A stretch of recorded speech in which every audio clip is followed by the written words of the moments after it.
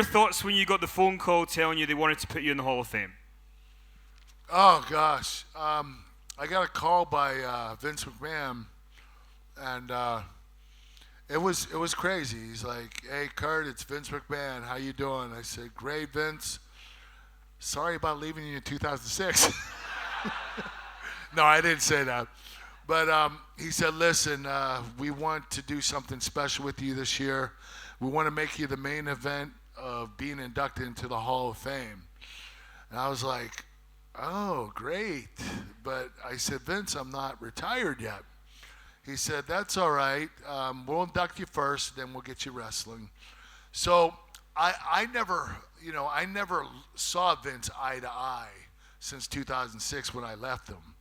And when I came there to his office, I walked in his office and I thought he was gonna want to fight me because I said some nasty about him when I was in TNA. And I came in and I said, "Vince, I'm just sorry about everything." And you know what? He hugged me and said, "It's in the past." He said, "We're here now. It's in the present. Let's just move on. Let's not worry about it." And, I was very grateful that he brought me in. He didn't need to do that. I mean, he would have eventually, because if Kurt Angle's not in the Hall of Fame, I don't know what the is wrong with the WWE. But it was a really cool moment, hugging Vince and making amends with him for the first time in 11 years. It showed the kind of heart that Vince McMahon truly has. This person asks, would you ever sign for AEW to either wrestle or manage? Or if yes, who would you like to face or manage? AEW did offer me a couple of times. Tony Khan absolutely adores me, from what I heard. I don't know if that's true or not, but they did offer me 2 different deals, and unfortunately, they both had to do with wrestling. And I knew I couldn't do it. I'm at this point in my career, in my life, where I'm having 2 knee replacements next month. I'm probably going to have back surgery by the end of this year, and I'm going to eventually have to have neck surgery because I've done 3 quick fix surgeries so far to keep me wrestling in my career, and now I'm at the point where it's time for me to get the real surgery done. So I'm going to be very busy with surgeries next year and a half, and I don't think I'm going to be able to wrestle after that, but we'll see.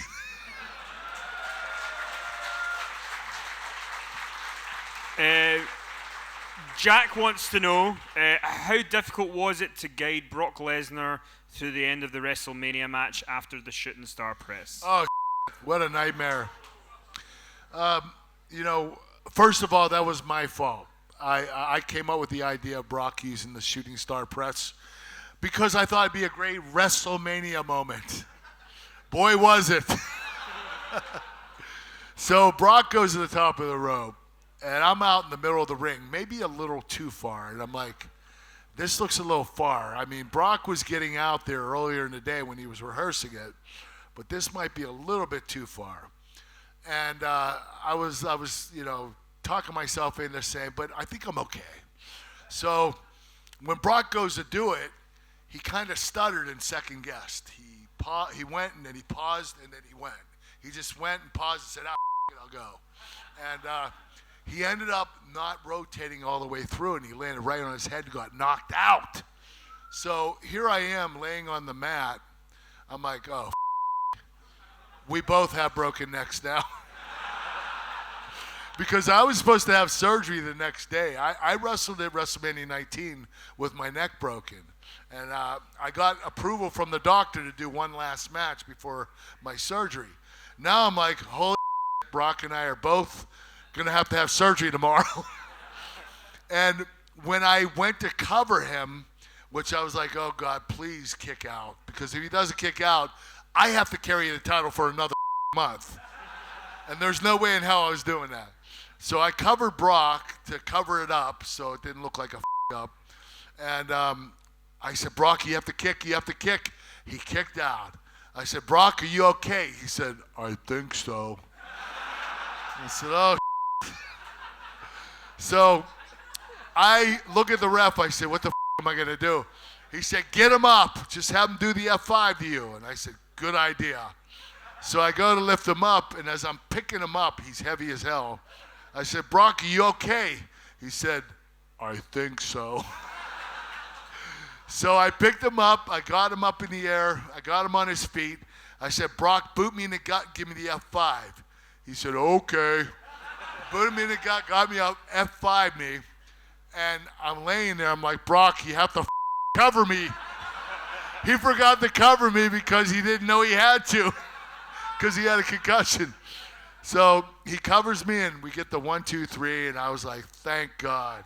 But, you know, Brock, I have to say, him doing what he did and able to overcome that shows the kind of badass he really is.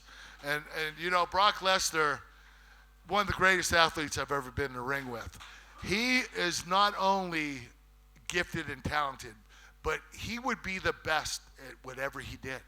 Like, he could go to NFL, which he did, and he would have made it if he went to NFL Europe for a year and came back. That's what the Vikings wanted him to do, and he would have been an all-pro, but he ends up going to UFC, and he becomes UFC champion. And he comes back to WWE and becomes WWE champion. It's like, this kid, whatever he touches, just turns to gold, you know? If the NBA wanted him, he'd probably make it there. If Major League Baseball wanted him, he'd probably make it there. If football wanted him, soccer, he'd probably be in the World Cup. Who knows? Unbelievable. But he's the most talented athlete I've ever been in the ring with. And he's 310 pounds, which is ridiculous. Okay, we've got a question from Danny. He wants to ask about the 6-man Hell in a Cell match that you had in 2000. He wants to know, how did you guys all put that together? You know, how did you kind of decide what you were all going to do? Talk us through that day when you arrived to do that match. It was a scary time. I mean, it was, I think, The Rock, Austin, Triple H, Undertaker, Rikishi, and myself. So you're talking about like the 6 top guys in the company. Why the would you put them all in one ring? Okay? Because if they all get injured, we're So, you know, we're going over the match, and Rikishi wants to do this crazy-ass spot where he gets chokeslammed off the top of the cage onto a truck. And I was like, holy we're doing some crazy-ass stuff here tonight. But, you know, being in the ring with all those guys, knowing that they were the biggest names in the business, and here I was only in the company probably 9-10 months, and here I am. I'm in the ring in the cage with all of them. It was mind-blowing. You know, to be able to be a part of that, especially, you know, the 6-man Hell in a Cell, which, you know, was a very highly advertised match, and to be in that match with all those guys, those incredible athletes, mainstream name wrestlers, guys that everybody knows who they are, you know, mainstream, and, you know, the real public, you know, you say Undertaker, everybody knows who the Undertaker is, you know, you say The Rock, everybody knows who The Rock is, Stone Cold, Triple H, Rikishi, maybe not. You know, but, you know, his uncle, Yokozuna, yeah, you know, but I think because Rikishi changed his name, that probably didn't help him much. But he was still a great talent. He was one of the best talents in the company. He was pretty awesome. But to be a part of that match was really incredible. I mean, I just won the title from The Rock. I was fresh off of that, and I go into the 6-man Hell in a Cell. It was like, wow, man, this is incredible. I'm like living the dream here. This person didn't put a name, shockingly, but they're asking any good stories from Wrestler's Court. Oh. Yeah, Undertaker was always the judge. Now, I was only witness to one Wrestler's Court, and the reason why that occurred is one of the writers, he was really gifted. His name was Brian Gewirtz. And, yeah, really good writer. But, you know, he got a lot of heat because he kind of favored some of the wrestlers. So he would write for the wrestlers that he had chemistry with. For instance, The Rock, Chris Jericho, Edge and Christian, Hurricane Helms, myself. And so a lot of the other wrestlers were getting pissed off, and they were kind of getting upset and jealous. that Brian was only writing for these particular guys. But that was Brian's job. He was assigned to us. So, the wrestlers that thought that, they were actually wrong. But they made him go to wrestler's court. And it was the worst mental abuse I've ever seen in my life. I mean, they literally made this kid cry. And at the end of it, he ended up having to buy 3 kegs of beer for the wrestlers. It always ended up in beer at wrestler's court. But, the crazy thing is Bradshaw was the prosecuting attorney. If you know Bradshaw, he's a stir. Okay, so he was perfect for the job. And Undertaker was the judge. But wrestler's court was pretty damn serious. You don't want to be involved in that. Trust me. We got another question here, talking about the WrestleMania 20 match with Eddie Guerrero. Who choreographed that finish with the boot and the kind of that pinfall? Well, Eddie pulled me aside about a week before WrestleMania. He said, listen, man, I came up with a pretty good finish. I hope you like it. And he explained to me that he wanted to do like the lie, cheat, steal gimmick. And he wanted to steal the win from me. And what he was going to do is I was going to put him in an ankle lock and injure his ankle. And while he was injured, maybe kick me off the ankle lock, and I would go down selling, and he would sell the ankle. He was going to take his shoelaces and loosen them up so that the next time I applied the ankle lock, he would be able to pull his foot out of it and then roll me up for the 1, 2, 3. And it was a brilliant idea. I never thought it came across a lot better than I expected. And Eddie Guerrero came up with that finish, and it was awesome. It not only helped him with his lie, cheat, steal gimmick, but it protected me because, I actually didn't lose straight up. I actually lost because he rolled me. He took his shoe off, rolled me up, and put his feet on the ropes to pin me. So it was a really cool finish that really helped both of us. And it gave him a lot of steam, and it gave me a lot of heat, and I really enjoyed that. That was a great finish. God bless Eddie Guerrero.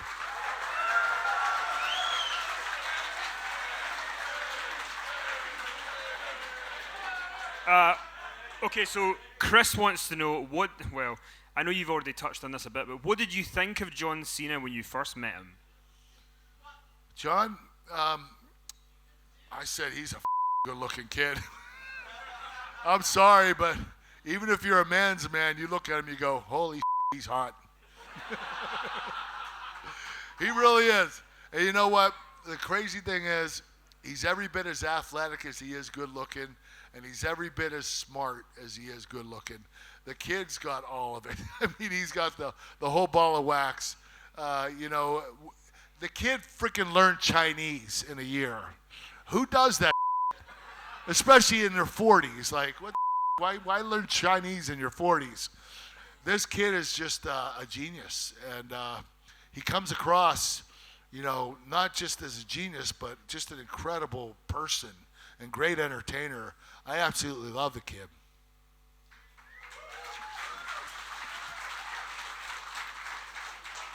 Ronan wants to know, who was the safest wrestler you worked with throughout your entire career? The safest wrestler? Not many of those around. Goldberg?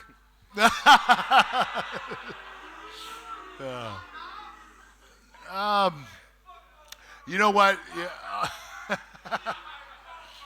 The safest wrestler is either probably Shawn Michaels or Triple H.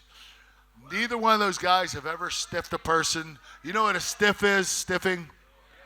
That's when you're a little tight, a little snug with your punches and your kicks and your moveset. Those guys aren't. They have it down perfectly. Now, I'm a stiffer. I stiff the out of people.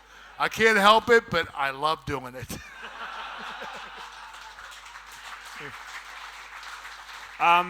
The next question is, how did it feel to be the man to make Hulk Hogan tap out? How about that? Listen, I didn't know this till like last year, okay? So my whole, this whole 20 years goes by. I didn't know I was the only person to make Hulk Hogan tap out in history. Holy shit. Like, wow. I mean, Hulk Hogan's the biggest name in wrestling, period. So I'm going to tell you this story. It's pretty damn funny. So Vince McMahon, we're at TV at Raw one night, and Vince McMahon says, Kurt, I need you to come in my office. I go in. He says, listen, you're going to wrestle Hulk Hogan at the next pay-per-view. But I'm going to tell you this, you're going to make him tap out. I said, okay. He said, but I need you to stay in here because Hulk Hogan's going to come in here any minute. And when I tell him he's going to tap out, he's probably going to talk me out of it. So I need you to be here. So I'm like, holy this is crazy. So he said, listen, I have two chairs facing each other. So the one chair is facing the other chair, and you can barely get your knees in. You can barely fit. And Vince McMahon tells me to get up out of my seat and lean over and be this close to Hulk Hogan's nose. He's going to tell him the news. So I get up, and I stare right in his nose. And Vince goes, okay, Hogan, Angle's winning by tap out. And Hogan goes like this. That's it. Just a thumbs up. Because I'm in his face, and he thinks like I'm going to kill him or something. So here I am like, what the am I doing? What the am I doing? What the am I doing? This is Hulk Hogan. He's like the greatest wrestler of all time, and he's a big badass. And here I am trying to, make him feel less than, tough. Like, this is crazy. Like, this is Hulk Hogan, the guy that made wrestling. And here I am intimidating him to make him tap out. This is crazy. What a great story, huh?